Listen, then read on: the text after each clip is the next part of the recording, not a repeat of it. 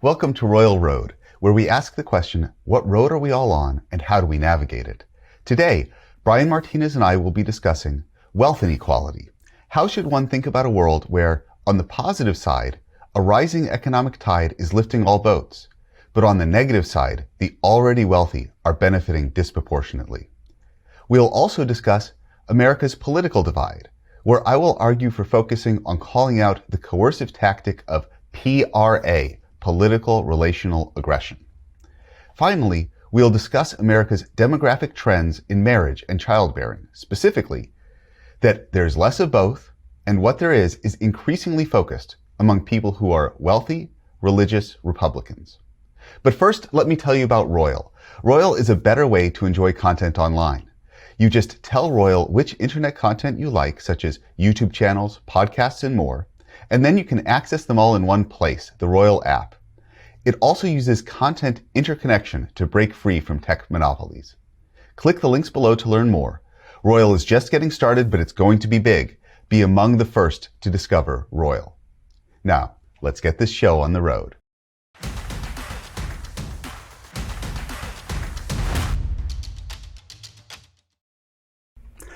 Brian Martinez, always so good to see you. Good to see you too. How are you? How is everything going? I've been well. I am excited for the upcoming winter break for my kids. Not as excited as they are, but you know, it's nice to see the seasons turning. And 2021, I can't tell if it's the longest year or the shortest year, but maybe that's just my failing memory. I think it's the second longest compared to the one that's coming. That's how I'm going to frame it. So I've been really busy doing substitute teaching leading up to the winter break for kids in my community. And so I substituted for a Spanish class. And you might find this weird, but I don't speak Spanish. So the woman who asked me to do this, I told her in advance, I don't speak Spanish. I just hope you know. And she says, no, it's okay. You know, they have everything laid out for them. All you got to do is tell them to go to they all have laptops and they go to a website and they basically just learn that way. And I said, okay, great. And the kids were very restless, especially today because it was the last day of class. But I will say this, as restless, and this is middle school. So these kids are, somewhere between being little children and being teenagers, and they can be some of the most troublesome and sassy children, but they're overall really great kids. In fact, one little girl in one of my classes, I don't know if you can see this, but she made a Christmas card for me. She even included a little message on the inside. I'll just read it. And she just says, even though I've known you for a short time, I wanted to wish you a Merry Christmas. And that was the sweetest thing that did not have to happen. I literally only worked with those kids like 4 days. So, so it's nice. I'm also really tired, but that's teaching, right? So. Well, that's lovely. Yeah. Can I vote for her for president? Yeah. Put my ballot in for when it hits in 25 years. Yeah. That's so great to, when people just, random acts of kindness, right? Mm-hmm.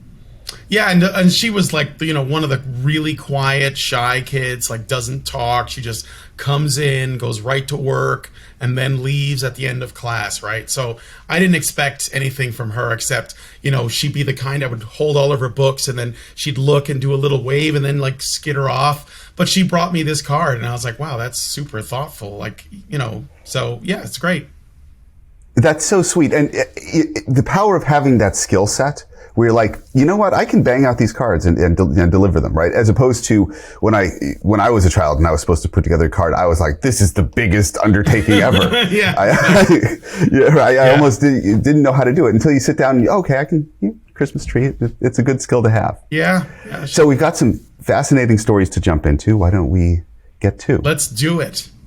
Okay, first up, we have a opinion piece from the Wall Street Journal on a report that's out by Thomas Piketty's Research Institute. So Thomas Piketty is a French economist, best known for his 2013 book, Capital in the 21st Century. And his general take is that wealth inequality is blooming to, is growing to an incredible extent, driven by technology in the 21st century, and that requires some state intervention. So he's sort of a redistributionist, sort of, some people might say socialist, but certainly government services, progressive government economist. Mm-hmm. And his group has now just recently issued a report based on research that has occurred during the pandemic. And here the Wall Street Journal is responding to that. And I think that it is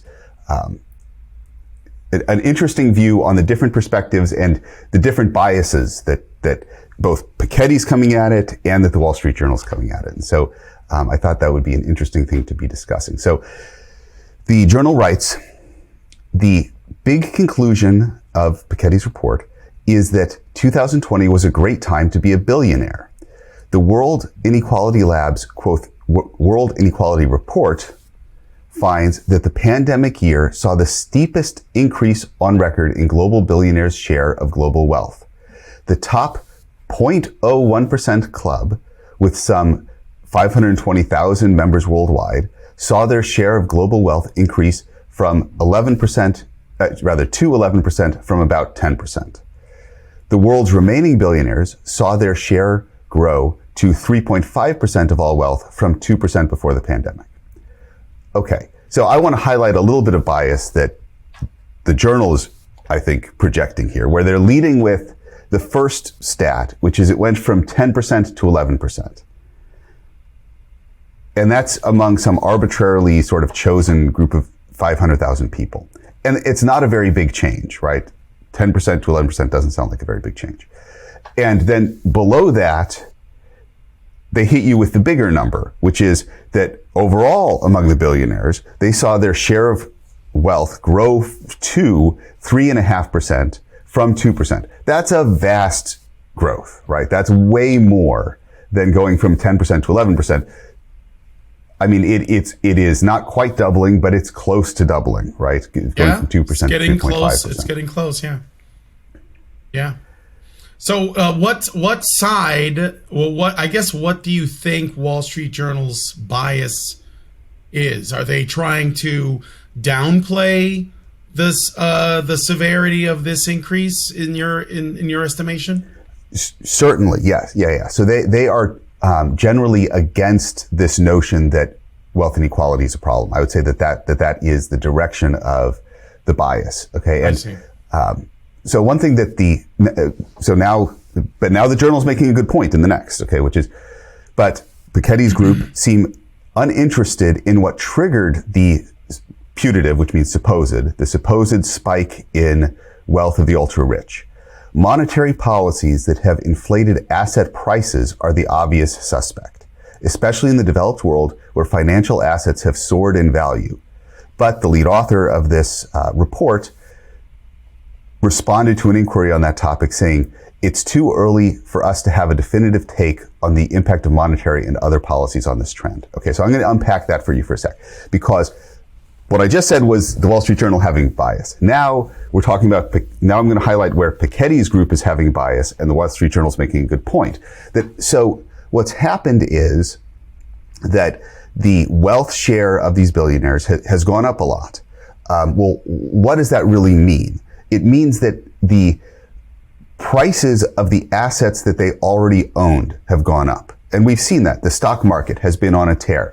Housing, real estate has been on a tear. The prices have just gone up. Mm-hmm. Okay? And so, of course, the people who are holding those assets are going to be the chief beneficiaries of those price increases. Well, why are those prices going up? Because the governments have been providing inordinately loose monetary policy. Okay, yes. And what does that mean? There's two elements to the loose monetary policy. There's the low interest rates, which raises asset prices, and there's what started in the financial crisis of 2008, which is quote unquote quantitative easing, which means, and which has never stopped. And what quantitative easing means is that the government is printing money electronically, using that to buy government bonds. So now it's holding bonds. It's not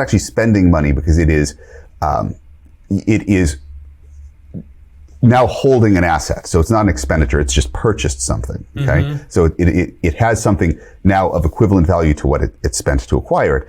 But the bottom line is it's flooding cash into the marketplace, right? And the people who are the market that's receiving this cash now needs to figure out where to put it.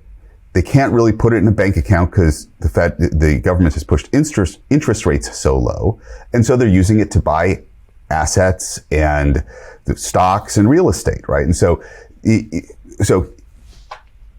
what I'm highlighting here is the journal's making a good point that this gravitation of wealth towards those already rich during the pandemic and for some years prior to that is driven by monetary policy that the government has been putting in place. Yeah. And then where Piketty's group seems to be biased on it is they're like, hear no evil, speak no evil on that point. They are contacted by the journal and they come back with, it's too early for us to take a definitive take. Okay, so that's an important line, definitive take. What they're saying is we're establishing a burden of proof on this particular topic where we're not going to speak on it unless it's really demonstrated, right? And so much of this bias comes into it is present in where do you put the burden of proof, right? Which is the argument that is going to require a lot of evidence to demonstrate, and which is the argument that you're going to latch onto with very little evidence. Okay, so what Piketty's group is seeming to say is, yeah, we would need, we're not ready to say anything definitive. Now, ping pong goes to the other side. Wall Street Journal's bias. They say, without a full understanding of what creates a level of inequality, it's impossible to say if that inequality is a problem. Okay, so this is their bias just on the perspective of, look, we're not inclined to think inequality is a problem. And what is the bar that we're going to set before we might consider inequality a problem? Well, we require, quote, a full understanding of what creates the inequality. Well, now, wait a minute. Why would that understanding be necessary to say whether it's a problem? Right? But this is them stacking the deck, again, with their bias in favor of not deeming inequality a problem. And now the Wall Street Journal gets to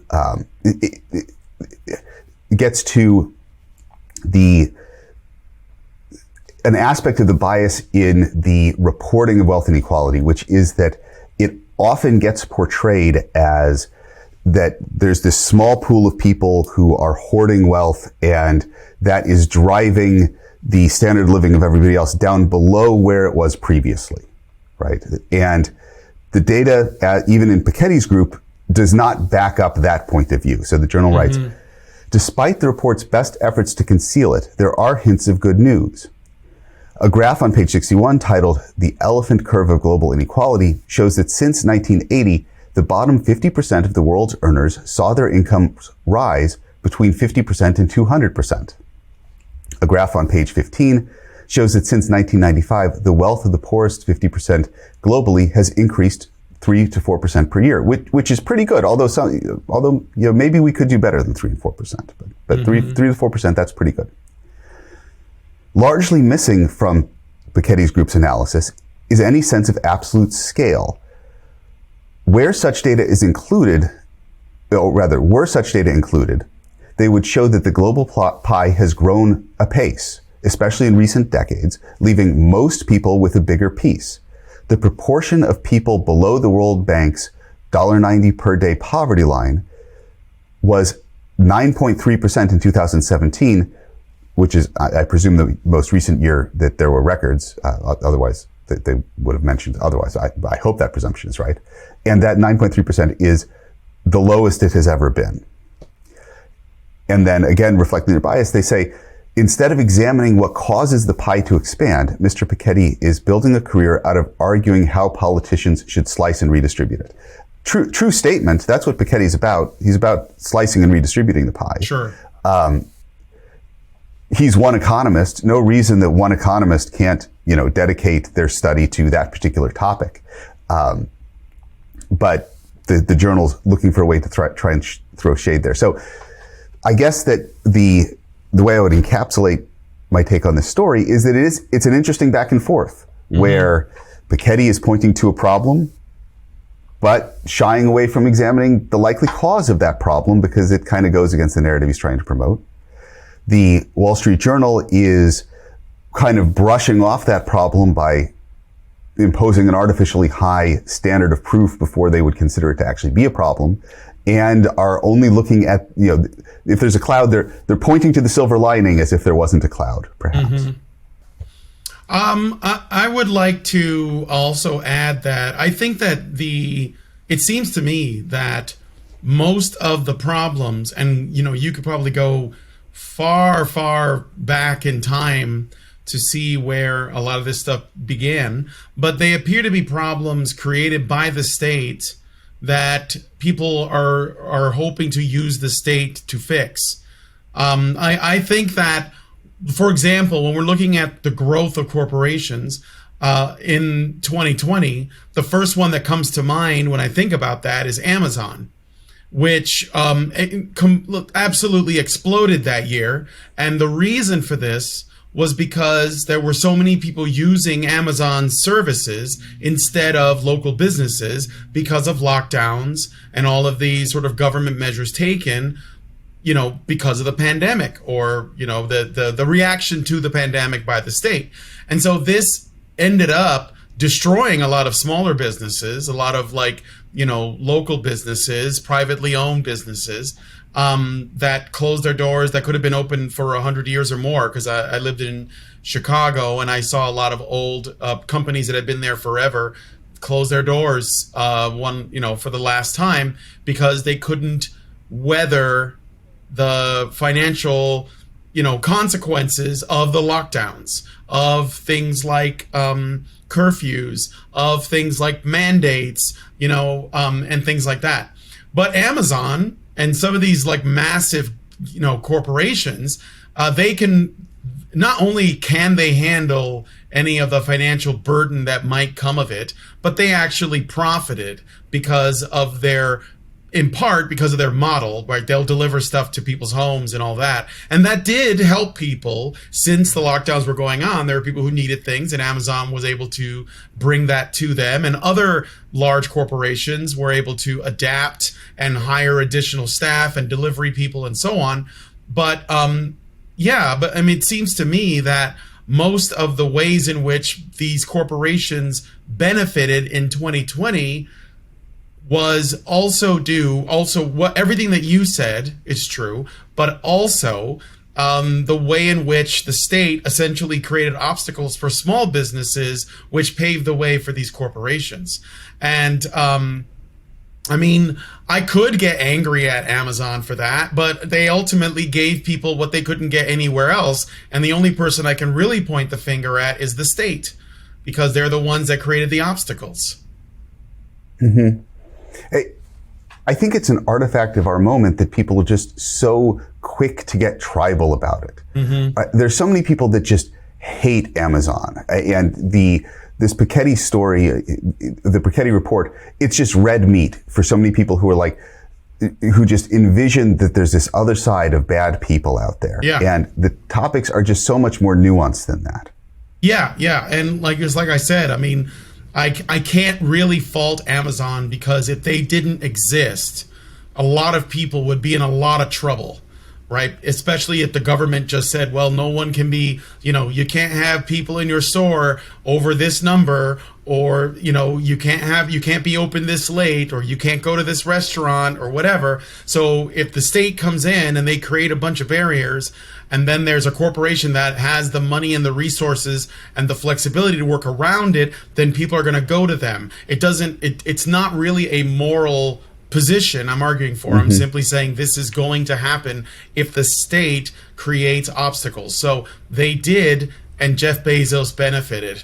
Well, his ex-wife benefited the most. She divorced him and took half his assets, but But yeah, very expensive affair. That was, yes, that she is probably the most, she's the richest entrepreneur that probably did the least to earn it.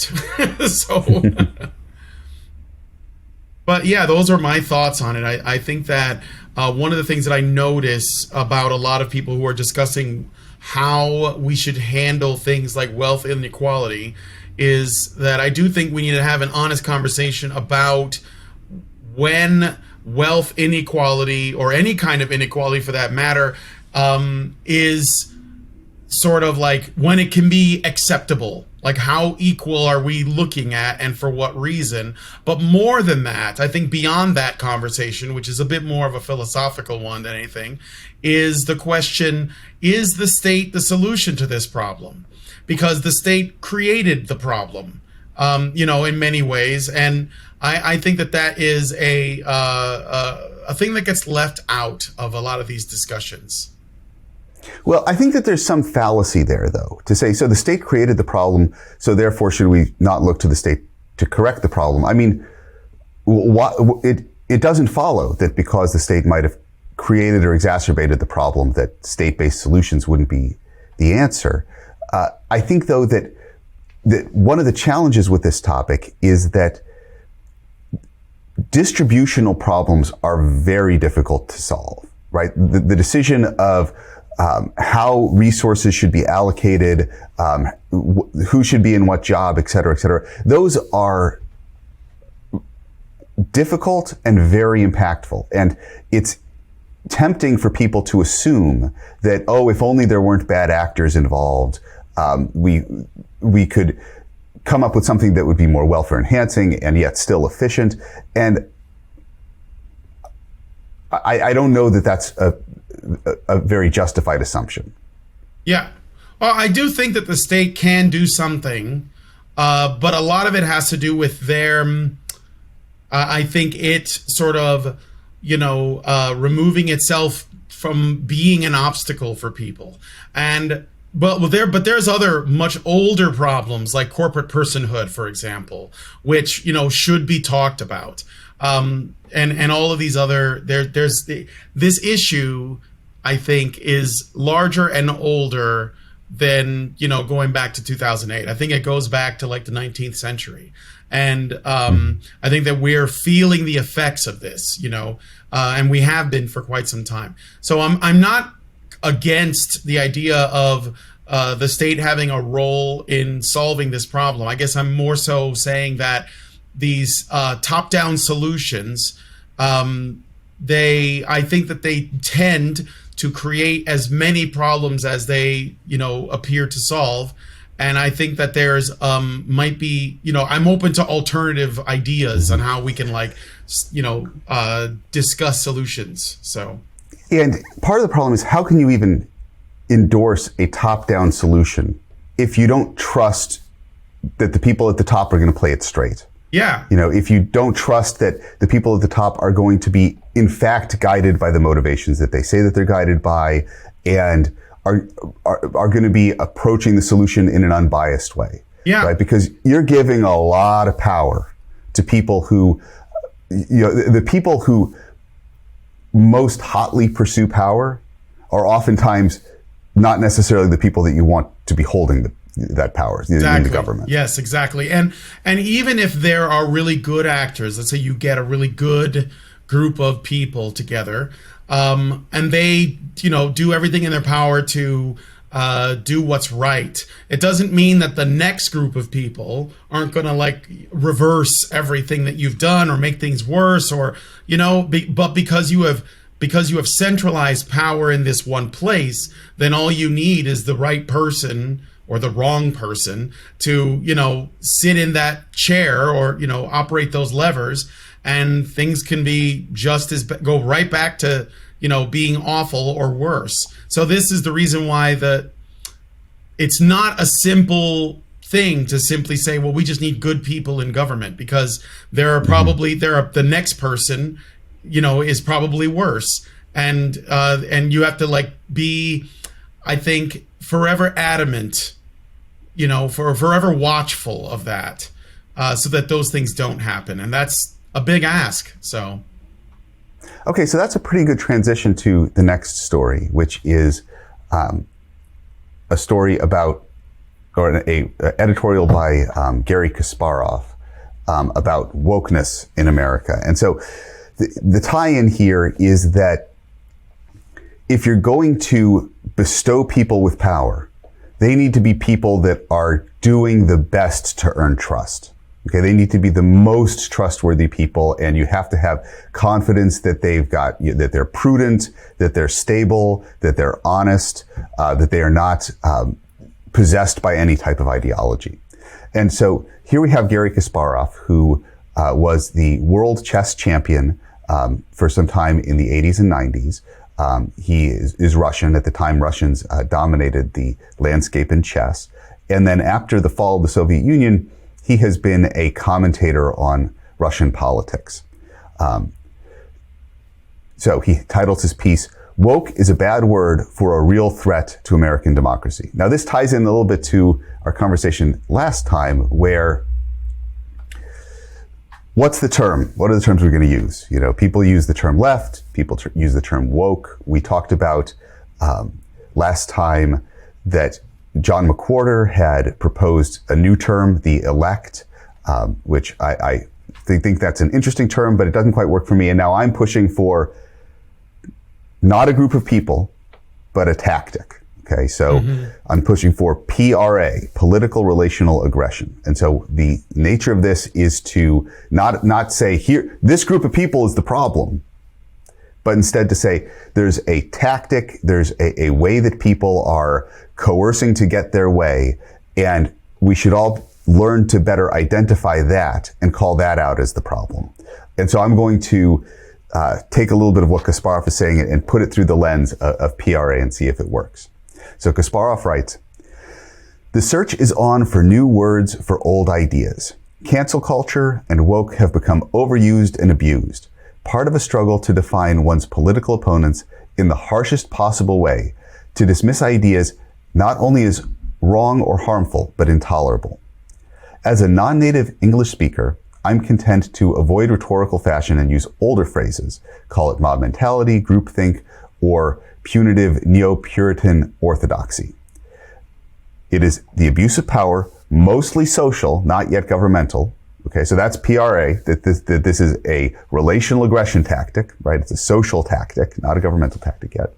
Kasparov goes on, "To silence debate and paralyze the spread of any ideas that challenge the prevailing ideological dogma. It is the coordinated, coercive attempt to win a debate by ending debate, to punish, not to educate." Okay. Right now it is social, but what would you call it? I guess you could say it's not, I wouldn't say political, but there was a young man from Nigeria that I interviewed recently who was attending college in Canada, and he was arrested for breaking a speech law in Canada by discussing what he feared would be civil unrest or even civil war, and he wanted to talk about it online. It had a lot to do with desire to speak about his experience with domestic abuse in Canada, and he was not given any assistance for it. He was abused by a woman, a young woman in his school that he was dating, and he couldn't get any assistance, so he formed a sort of like men's social group and spoke with them frankly about their experiences with that. And because he mentioned his concern that there was this I guess you could call it a miasma of distrust and even disdain or disgust towards men on university campuses. He wanted to talk about it because he was worried that it was going to escalate and perhaps even become violent because of all the censorship. Because when you engage in a lot of censorship, what happens is that people are not allowed to express their views verbally. And so sometimes this creates a situation where they have to act out physically. If you silence people, the purpose of discussion and debate is essentially to avoid violence. And because he was basically saying that I think this is going to go this way if we don't do something about it, a classmate, a woman, saw that he was saying that, called the FBI, who in turn reached out to the RCMP, which is the mounted police in Canada. They arrested him, and he spent a day in incarceration, a night in jail. And I believe after that, I had him on the show. We talked, and he was very recently expelled for discussing this. Now, this isn't coming. The expulsion didn't come from the state; it came from the university. But it is, in my opinion, it's real harm, because if he can't find another university to go to, and in part because of the laws that Canada has on what they call decency, I think it's called the language decency or something like that. Because they have those laws, I think that it creates a cultural opinion on unapproved speech, which is what ultimately led to his expulsion. And if he can't find another university, he's going to have to go back to Nigeria. And in Nigeria, his life was even worse because he was dealing with abusive family members. His father is dead. And also he's an albino, so he has albinism. And I guess in Nigeria, albinos are very poorly treated. It's a cultural issue there. And so I guess what I'm wondering about is, because I do agree with everything this is saying, but to some degree, the cultural impact of what we could call social relational aggression or wokeness or whatever you want to call it, it does have, it's not simply, I guess, like an issue of, being ostracized or being shamed or, being called names or whatever. And obviously has almost nothing to do with all of the identity markers that are often attributed to it, like, oh, you're a man, oh, you're white, or whatever, because this man is Nigerian and an albino, and he was treated terribly because at the end of the day, he didn't share the correct political views. And that's really the primary thing, is that he was against this kind of coercive, I'll say social, but there's also, I think, a cultural aspect to it, in particular in Canada, where there is a lot of pressure that is put on people that are engaging in wrong think, and by extension, wrong speak. So I guess I'm not really like countering this. I'm just sort of adding to it. I think that the social angle is quite powerful. I thank you for sharing that story. That's a remarkable story, and it highlights how it's not just social, right? Social makes it sound like maybe your peers would talk to you about it. Yeah. But no, here we're talking about, this is coming from the power structure, coming from the authorities. And in the U.S., we are blessed with the First Amendment, and so we have a significant amount of protection against the government. Although, as this story demonstrates, the people that are trying to shut down the debate, we should not have any, comfort that they wouldn't do it coercively and with all the force that circumstances would enable them to muster. And when dealing with someone trying to talk about men's issues, right, PRA always comes into play to try and shut it down. And there's two things that whenever someone talks about men's issues, these just come out like boilerplate to try and shut down the discussion. The first one is shaming, that, oh, you must be a loser if you're thinking about this stuff. And the second one is threat narrative. Oh, you must be dangerous, right? And so this guy, he just got swept up into a threat narrative, and that is part, that is a classic relational aggression move. It's false accusation. And there were receptive authorities to it that now have upended this guy's life when, as you've described it, it sounds like he didn't do anything wrong. Yeah. No, he had opinions. That was basically the extent of it. And he figured that in a Western country, that he would be okay to express them, because in Nigeria, he couldn't either. And well, you're right. I mean, in the United States, we're the only country in the world that I know of that has the First Amendment. And no other country does, even, other Western countries. And because of that, a threat narrative can be enough to destroy someone's life, which is literally what they used. If the Canadian government if the Canadian government wasn't more concerned about harmful speech than it is about, say, freedom of speech or the need for free and open discussion, then he would have probably been in a much better position to express his views. And I know that we are talking about a very specific anecdote here, but I do think that it's worth driving home so that people don't think that when we talk about social relational aggression, that it seems like, it could be simply passed off as bullying, because there are many institutions that use or they obey the whims of people engaging in this to really hurt people, to get them fired from their jobs, to get them banned from social media, to, get them expelled from universities. And these things do real harm, and they use them constantly, and the purpose of which is to silence opposition. Right. It's a great point. And I want to draw the distinction of what I'm using here is political relational aggression. Sure. So ordinary relational aggression could be, someone calls the other person stupid or something like that, right?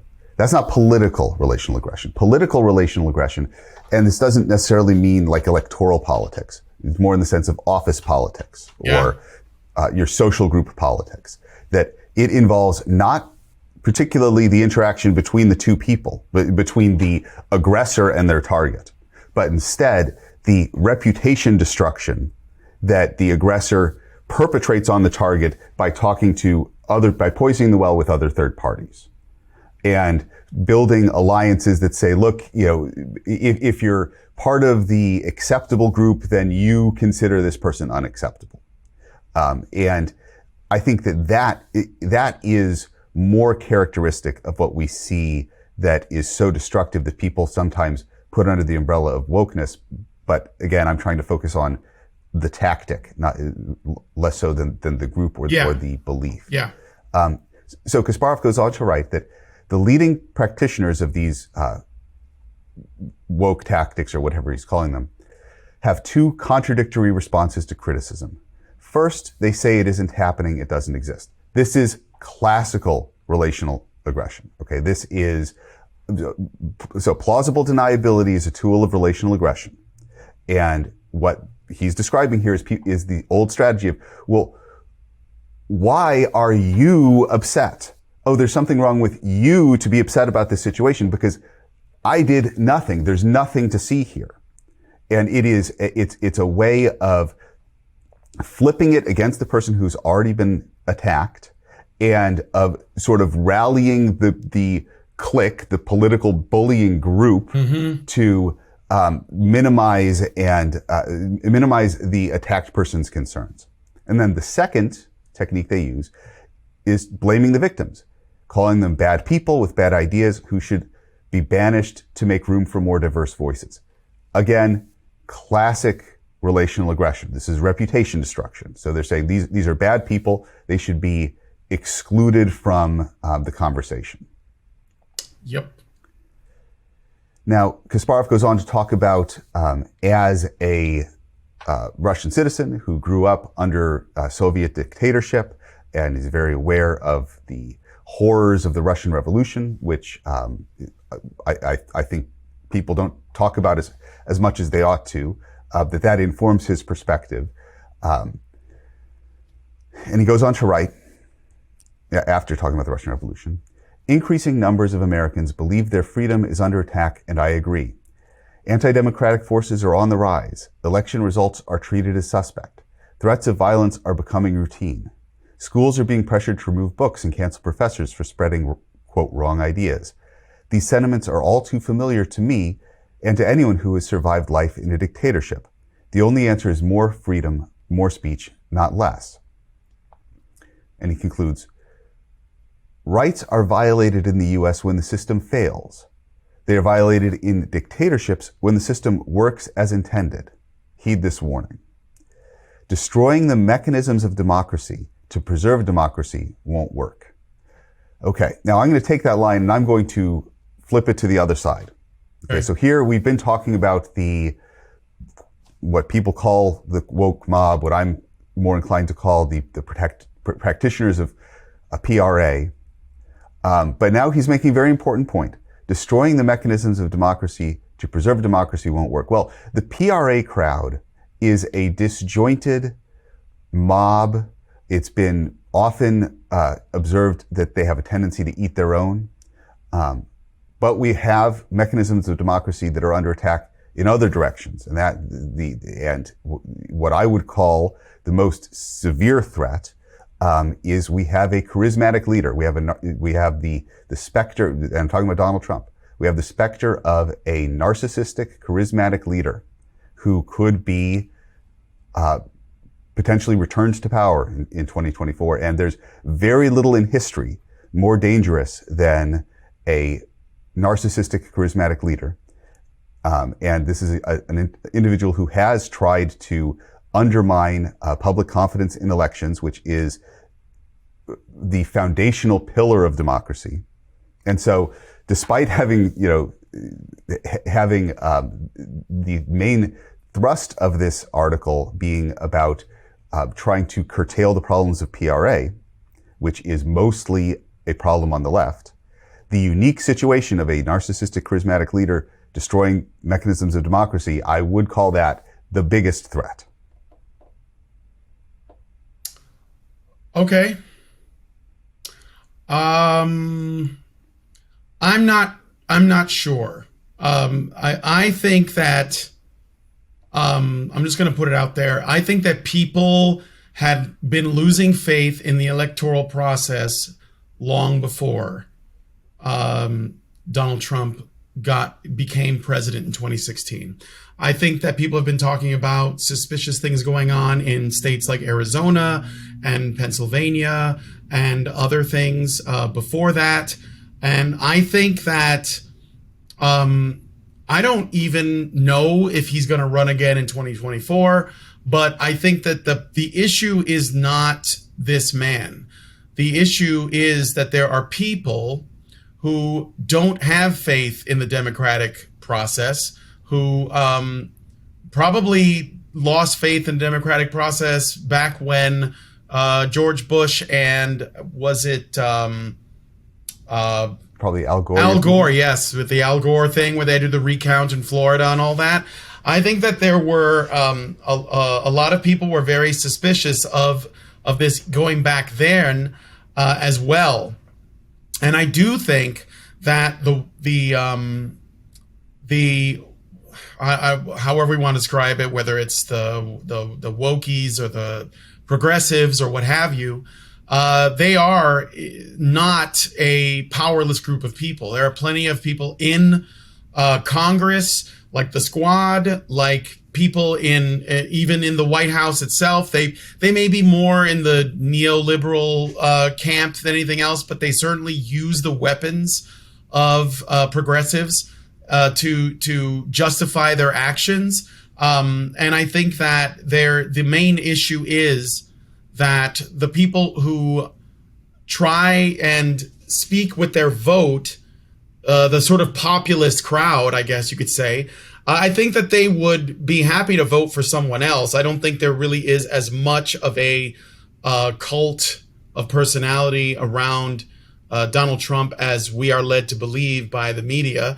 As someone who sort of travels in those circles, my understanding is that people are looking for someone who's going to put their interests and the interests of what their vision of America is first, but not necessarily to, I guess, not necessarily to collectivize and solidify their own, side as like being the power side. They just want to be able to build their businesses. They want to get back to working. They want to bring work back to the States and these kinds of things. So I don't know. I mean, I can see where you're coming from, and I'm not going to take necessarily like an opposing side on that. But I don't think that we should count out what the progressives are trying to do. I mean, and I think that it is very serious, and I think that it is something that is passing through all of our institutions. The only exception, and even then, I think that you could make an argument that it is happening there, is the federal government itself. If it weren't for the fact that we have these separation of powers and these checks and balances, things could probably have been a lot worse. And I think that we should definitely be paying attention to that. Now, if the concern is that the right is going to try and become as authoritarian as the left appears to want, I would stand against that in a heartbeat. But I don't think that is what is going on. I think that there is definitely like a case where you have people that are just trying to live their lives the best way they know how, and they just want the state to get out of their way so that they can make the most of it, and they want to be able to have faith in the electoral process so that they can participate, and they just don't have it. And I don't think that Trump constructed that narrative. I think that he just said what was on a lot of people's minds, and that's where I think a lot of the support for that comes from. Could one make the argument that it wasn't responsible for him to say that? I suppose so. I wouldn't really fight too hard against that. But I do think that most people already had that in mind when, even well before he ran in 2016. I think that this is an issue that a lot of people haven't discussed. And I think that in 2020, or even before that, it did become a subject. And the last thing I'll say to it is the reaction from the media to that narrative, to those ideas or suspicions that people have, which was essentially to pretend as though it's not happening, only really serves to fuel more skepticism, right? So it only makes things worse, really. And I don't want things to boil over into a powder keg as a result of it. But I do think that, just like the last subject we talked about, if we don't start having really honest conversations and try to dispel, any misinformation through that discussion, if we don't do that, then people are just going to become more and more distrustful of their government. And there's a lot of reason to be distrustful. So, and skeptical. So I can't exactly, I can't exactly blame anyone for feeling that way, I guess is what I'm saying. See, it's an interesting difference in perspective. I mean, I read it as this is a cult of personality around Trump, the individual. And he's an individual who has demonstrated himself now to be dangerous and not trustworthy. The things that have been coming out recently in the January 6th commission hearings about all of the people that were contacting him and just importuning him. You've got to call these people off. You've got to get on TV and say, look, go home peacefully. And for hours and hours, he just sat on that. So it leads me to conclude that he wanted, that he was good with it. He was good with the Capitol being violently assaulted. Thank goodness the officers were able to prevent violence against the lawmakers themselves. Thank goodness. I don't know what would have happened if that hadn't been the case. And I think that one charismatic individual can be can just be extremely dangerous, and that we ought not to discount that. And you're suggesting that maybe another figure will arise. Maybe Trump wouldn't run in 2024. I think that would be awesome if he didn't run, and that maybe another figure would arise. And I hope let them find another figure. Let them find somebody else. I would be very much sleeping easier if that were the case. Yeah, I mean, I'm inclined to think that it's not really the man. It's whether or not, the figure, whether, it could be a Ron DeSantis, for example. It's whether or not the person has the interests of the people who supported Trump. Because there could have been enough PR damage done to Trump to make it too, how do I put it, too radioactive to have him run in 2024. And so I think that what we're looking at is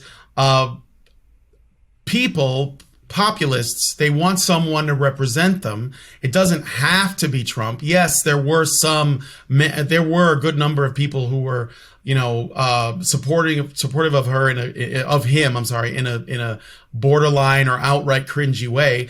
But based on many of the conversations that I've had and what I've seen, most people who supported Trump in 2016 or 2020 were, one, they were just picking the lesser of two evils. Two, they liked the sort of general populist, America First messaging, and not necessarily the man. And so if someone else came forward and they were more sort of presidential or more politically savvy and they had the same message, but maybe they were, a lot more tactical in how they presented that message and all of that, I'm sure that would be a really popular option and people would be fine with it too. I guess we won't know until 2024, but that would be my impression based on what I know about. Well, I mean, it's not even really like, it's not the establishment right either, or a Republican, I'll put it that way, because many of the people who want that are more in the populist camp, they can't stand the Republican Party either. And so like your rhinos, like your I don't even remember a lot of their names, like the turtle guy, for example, or even Lindsey Graham, McConnell, Mitch McConnell and Lindsey Graham, for example, not popular with these people, even though they are Republicans. Ted Cruz also not popular with these people, as an example. So if they don't like the Republicans, and they call most of them rhinos. And there's probably something to that because, again, there isn't that much difference between them and the mainstream Democrats. And they're really worried about the progressive Democrats, sort of like the far left ones, like the Ocasio-Cortezes and the Squad members and the Elizabeth Warrens. Then they're going to look for a third option. But the problem with that is that we live in a country where essentially there's a two-party system, and the Green Party and the Libertarians, they never make progress because they're constantly scrambling to like try to figure out how to pander to the mainstream, which means they have to abandon their own principles, which has caused divisions in those parties. There's like, I think the Libertarian Party has split off into like a more progressive Libertarian Party, which is an oxymoron, and the Mises Caucus, which is a more like, very solid, like Libertarian Party. But the problem is that because they're split, well, they're even less likely to gain more traction, and they have to like deal with their own issues. So because there is only a two-party system, I think that, effectively a two-party system, I think that populist, I don't even want to call them conservatives because I think that a lot of them are pretty liberal socially, but they're just more right-wing economically, and they're a bit protectionist too. They're going to want someone that, has their interests, and they don't think, they don't like the Republicans because they're always starting foreign wars and like doing dumb stuff like that, which they don't want to support. And they don't want to support the Democrats because they want to redistribute all the wealth and, they want to make everything free. And so they're trying to find a third option. And I think that that's really what this is about at the end of the day. And if there's someone that can like offer that, I think it is what most people, a large number of people want, and their conservative values or liberal values, or whether they're Republicans or Democrats normally, or whether they're religious or atheist, Christian, Muslim, none of those things matter to these people. They're generally concerned with, we want to bring the focus back on the United States, and we want to focus on what is best for America. And I think that that's what they're trying to do, and that's what Trump offered them in 2016. So if someone else can do it better, then, that will probably be the guy or girl. Well, it'll certainly be interesting to watch in the next few years. Maybe we can move on to the final topic. Yeah, let's do that. Which is another thing from the journal. I didn't even. They're all journal pieces. The deck was all stacked this way. Yeah, I guess. Okay, so this is an opinion piece by Peggy Noonan, and she had put this out just before Thanksgiving as a suggestion for, hey, why don't you talk about this around the Thanksgiving table? Maybe could make for a hot conversation topic. So the subheader is marriage and child birth rates declining for years reached new lows during the pandemic. Not surprising at all. Yes. She writes, when the pandemic came, marriage and fertility rates in America had already been falling steadily. Last year, the marriage rate fell to 33 per 1,000 of the unmarried population, and the lifetime fertility rate to 1.64 children per woman, levels never seen before in American history. Fertility below 2.1 per woman is considered below the replacement rate. So it has to be a little bit more than 2 because some other people, die early, et cetera, have bad outcomes like that. So that was the baseline. Okay, so before the marriage had fallen to the lowest it had ever been. And now what happened during the pandemic? The conclusion from a recent study of the marriage and childbearing during the pandemic was that the likely road ahead is economic, religious, and partisan divides in family formation would be likely to deepen in COVID-19's wake. Okay, so there's going to be some statistics that are thrown out in her analysis, and I just want to prime it to keep it straight that there's 2 statistics that they're going to talk about. One is how people report their likelihood to marry or interest in marrying, and the other one is how they report their interest in having children. Okay, so those are going to be reported sort of distinctly. It's easier to understand the statistics if you have that in mind. Yeah. She writes, the desire to marry among single Americans ticked up 2 points since the pandemic, but 17% of Americans 18 to 55 reported their desire to have children had decreased, while only 10% said it had increased. Okay, so on the whole, it's gone down more than it's gone up, but it's gone up among some people. And as this is going to talk about it is not uniform. So the Republicans versus Democrats and in other breakdowns, their views are diverging. Mm-hmm. She writes, COVID might have poured fuel on the fissures. Interest in family formation varies by income, religion, even partisan affiliation. And then this is the key. The rich, the religious, and Republicans have a relatively greater propensity to marry.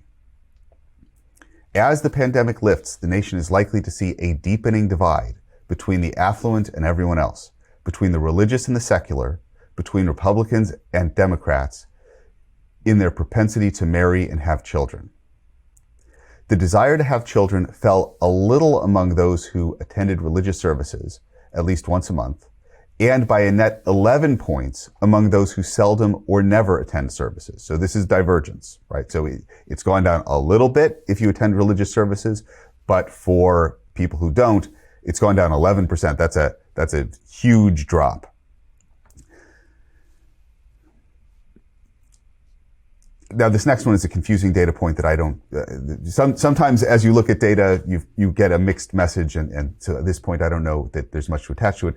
The desire to marry increased by 5 points among unmarried Republicans and 3 for Democrats. So apparently on this poll question, it went up both among Republicans and Democrats, but it fell 4 points for independents. I don't know what to make of that. I would categorize that as, sometimes studies give you a data point that might be a little noisy, and I don't know what to make of that. But then it goes on to more relevant stuff. The net desire to have children rose 1 point overall among Republicans, but fell 11 points for independents and 12 for Democrats. The study includes data from Gallup indicating that religious Americans navigated the trauma and challenges of the pandemic better than those who had no ties to organized religion. So for many, faith was a lifeline. Now, talking about bias, Noonan goes on to share descriptions of this tendency towards less marriage and tendency towards less children as reflecting a disordered passivity or a failure to launch or a failure to, quote, get on with life, which that there is a bias there, right? That's coming from the supposition that, you know what, people really should be getting married and having children. And if what we're witnessing is just millions of people doing what they think is right for themselves, maybe that supposition is wrong. Maybe that's not how people should live. She also points to the waning of life scripts provided by family, religion, and traditional norms. Younger Americans are less sure of where to step and how to build their lives.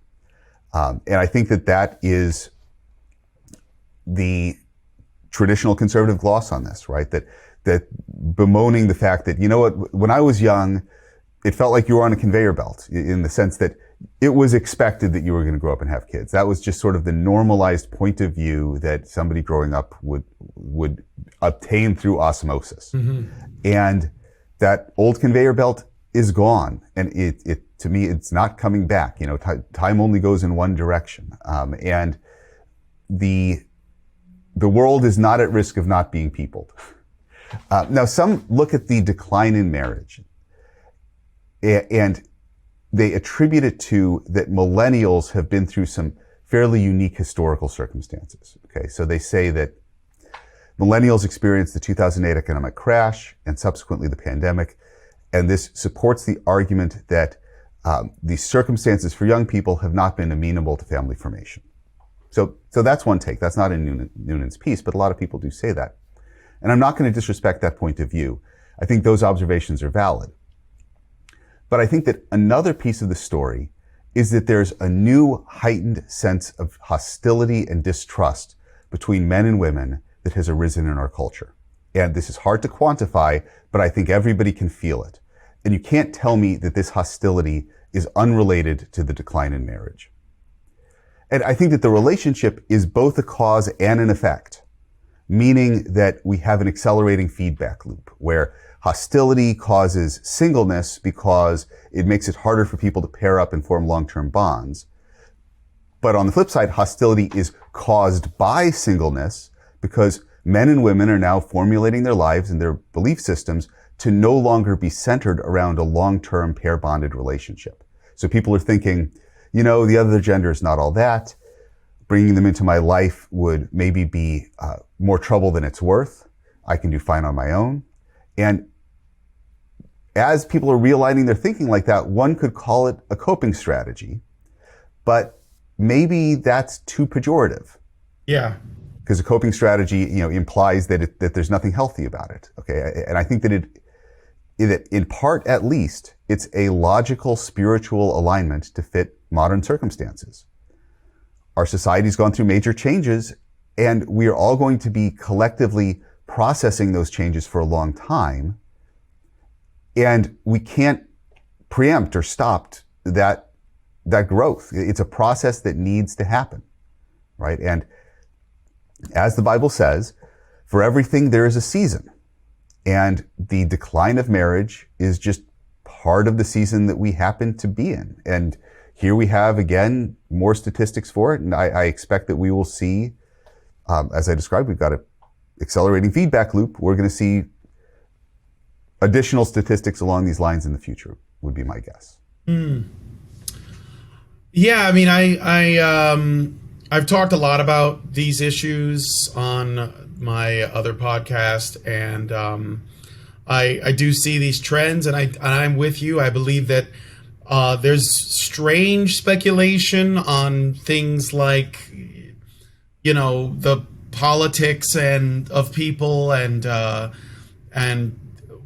this failure to launch stuff as well. But I think it does have more to do with the erosion of the relationship between men and women.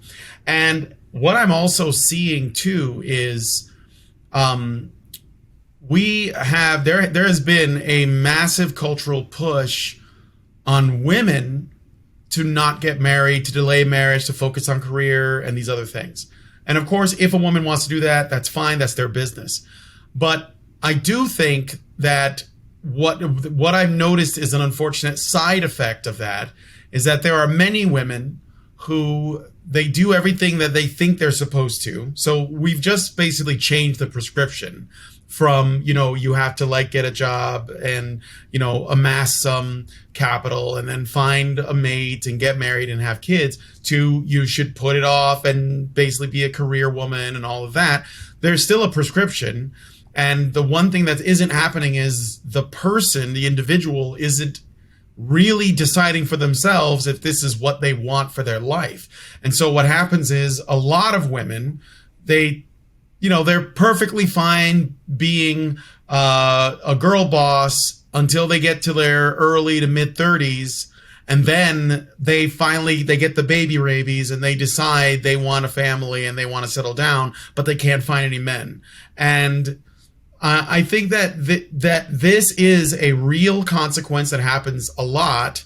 And I think that the reason for this is because these women are told much earlier that none of the things that they're going to end up wanting later they really want. And then they find out they do. And these men too, and I'm not the kind of person that's going to say, what a lot of conservatives say about men, which is, you got to man up, you got to put down the video games, you got to do this, that, and the other. I'm not at all suggesting that. I think that everyone should be free to live their life however they see fit, and other people they cannot define who you are, whether that has to do with your gender or just you as an individual.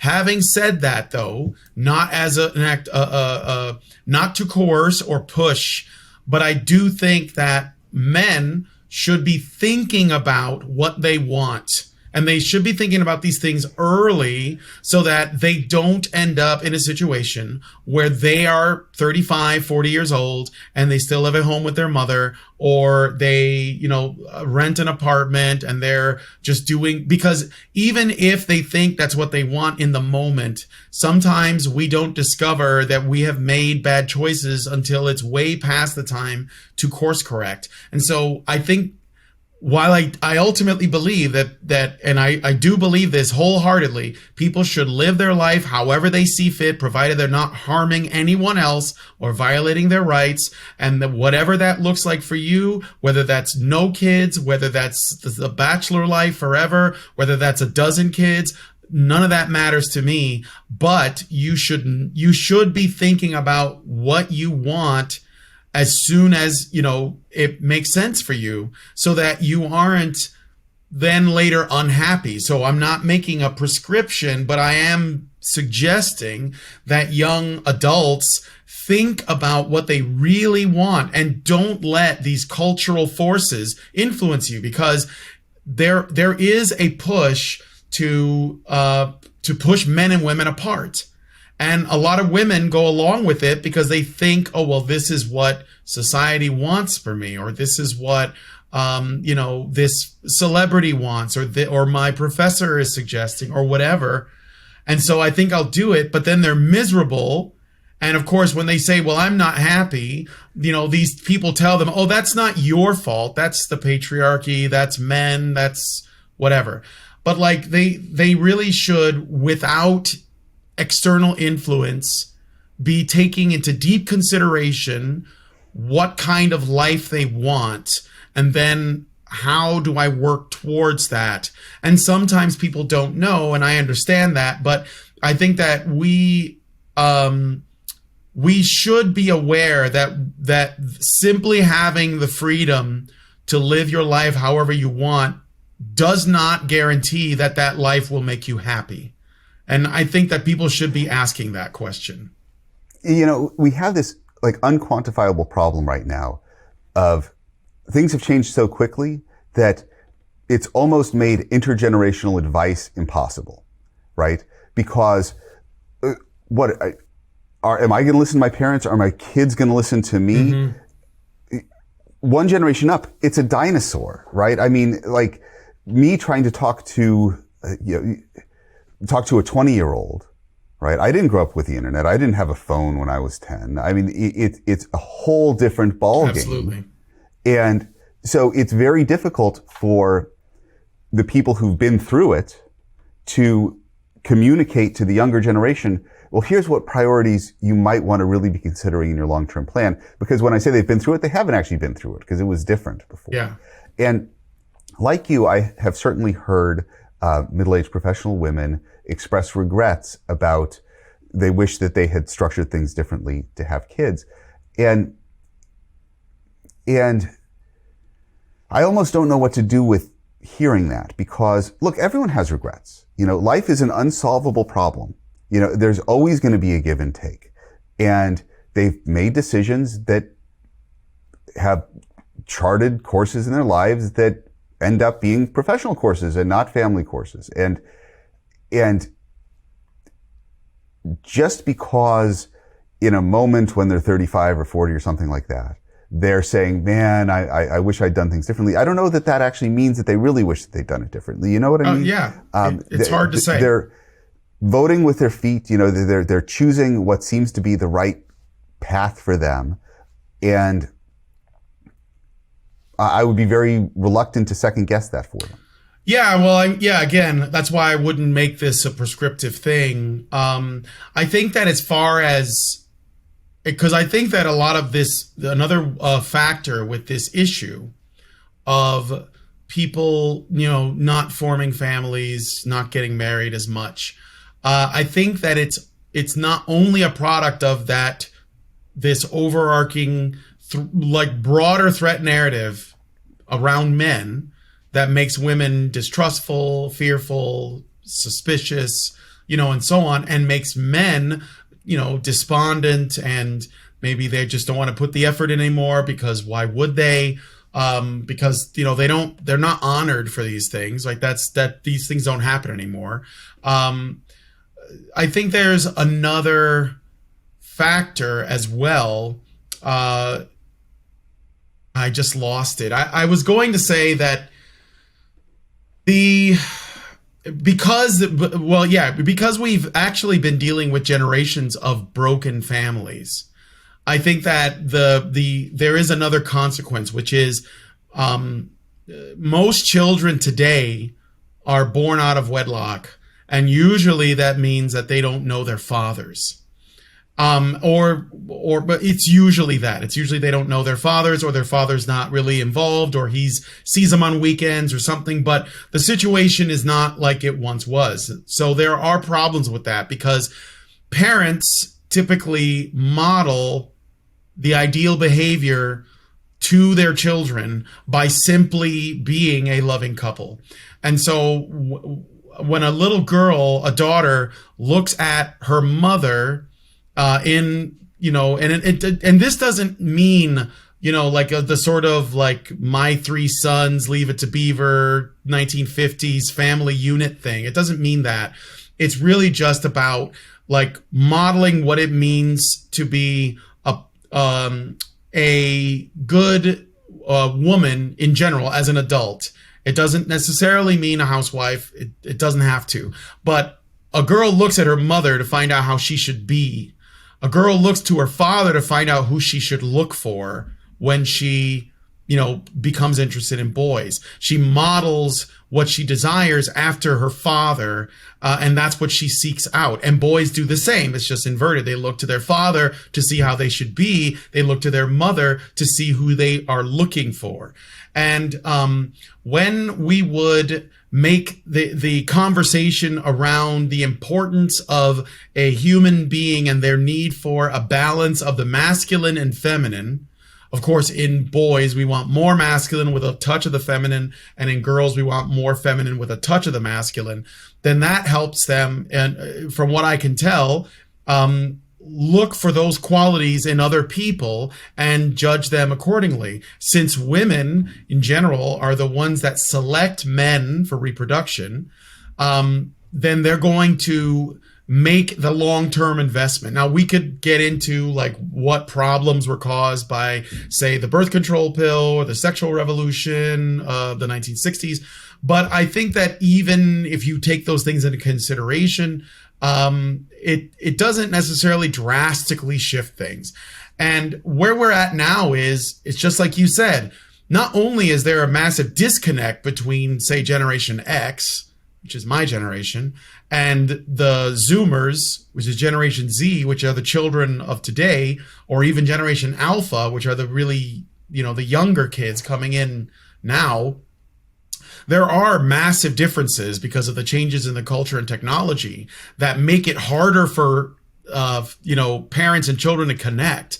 But what does more harm, in my opinion, is the fact that the family is already kind of broken. And so there isn't really like a foundation to dig into to begin with, because I think that if, I've talked a lot about adoption with my wife. And because I can't have children, I had cancer and it made me sterile. But we have talked a lot about adoption. And one of the challenges is, if we wanted to do it, how young, what would we be able to model healthy, a healthy relationship for this child? And also not just a relationship. So they see how two, well-functioning adults who love each other behave, but also what it means to be masculine and what it means to be feminine, and how those things like can come together to create a good balance in a human being. And I think that a lot of people don't have that anymore. And I think it has a lot to do with these broken families. And again, I think that, you were just talking about the statistics. I think the church tries to like hold on to that, but it's slipping through their fingers because the harm that's been done can't be course corrected overnight. It has a lot to do with how much time has passed and these sort of cultural revolutions that have occurred in the last 50 or 60 years. And so you have to kind of unpack those things, and you can't really just throw them out and go back to the good old days, because that's just not going to happen. Kids are going to rebel. Too much has changed. You're going to have to adapt, but really, just to put a little bit of a joke at the end of it, I guess, if anybody is like going to inherit the United States, it's going to be the Amish, because nobody's reproducing like they are. So it's sort of a moot point. They're doing really well. They have like dozens of children, and they're going to outlast everybody. So I guess the America's in good hands. It's amazing, the Amish. I don't know anything about the Amish other than, but you would think, as technology gets better and better, more and more awesome, that if you're in a horse and buggy, you got to just be way more jealous, right? 50 years ago, when you're in a horse and buggy and people driving Fords that break down every 500 miles, not so bad. But now you're seeing these Teslas zip by, people listening to podcasts people talking on the phone. Those Amish, I guess they're holding the line. I would say so. People believe in something. Yeah, there are Amish in my area, and we shop at a local store run by them, and they're not as averse to technology as most people presume. But I think that what keeps them they are the most innocent people I've ever met. Like it's so like I'm envious of how simple their life is. But what's really interesting about them is I think that they have such a community-focused cultural strength that I think allows them to easily resist all of this noise, that we in the modern world have. And I'm not even like, against any of that. I love the convenience of all the technology that we have, and they do too. They have the internet. They have. Oh, they do. Yeah, they Okay. have the I internet. They have apologize cell to phones, my Amish brothers and sisters. but they don't. I was brainwashed by some movie from the 80s or something like that. Kingpin. It's a very good movie. But yeah, they're not quite as they're not Luddites in that to that degree, but they are very disciplined in their usage. They see technology as a tool. They don't become addicted. And I think it's quite admirable, but I know that we're kind of on a bit of a tangent, but yeah, I gotta admire the Amish. They are. Though I'll tell you, that would be an interesting topic to talk about the idea of people who are growing up in those kinds of super close-knit communities, right? Where you've got maybe a this is us concept, and you're raised in that. And because it's just so different than the ordinary American experience, which is so shattered and disjointed, where you're like, look, I live on a street. I do not know my neighbors. I've not lived here long. And I'm just this pod all by myself. Yeah, exactly. It's a amazing contrast. I would love to hear somebody that's got insight into that, talk about that. Anyway, it's been a fascinating discussion as always. Thank you so much. I think we covered it, and I'm looking forward to seeing you in 2 weeks. All right, I'll see you in 2 weeks. Yeah, this was a great discussion. I like all these topics.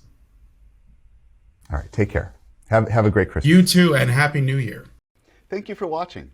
You can download the Roil app at your app store by searching for Roil Mobile or Roil Technology, or you can sign up at roil.com. We'll see you there.